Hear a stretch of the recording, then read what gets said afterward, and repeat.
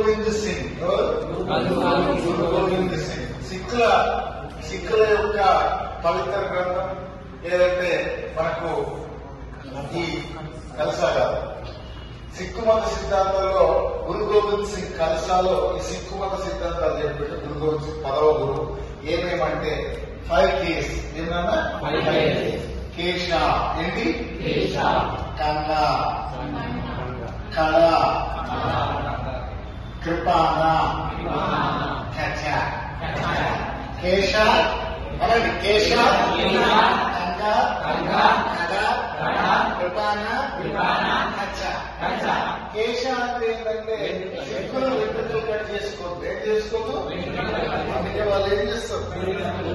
కంగ అంటే తెలుసు కదా దువ్వెన, ఆ వెంట్రుకలు మెయింటైన్ చేయాలంటే ఏముంటారు దువ్వెన. కళ ఏం చేయించాలి కళ.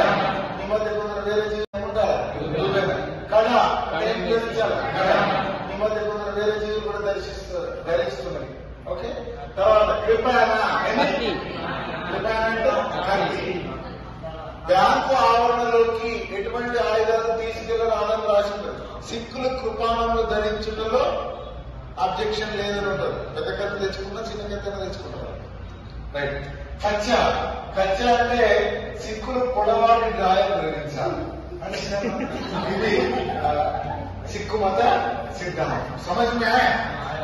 ఇప్పటి వరకు మీరు చాలా పొడవాటి డ్రాయర్ ధరిస్తారు. మళ్ళీ సిక్కు మతం దగ్గర చెప్పుకున్నాం. అనుష్ఠానం ఈ సిక్కు మతంలో ఒక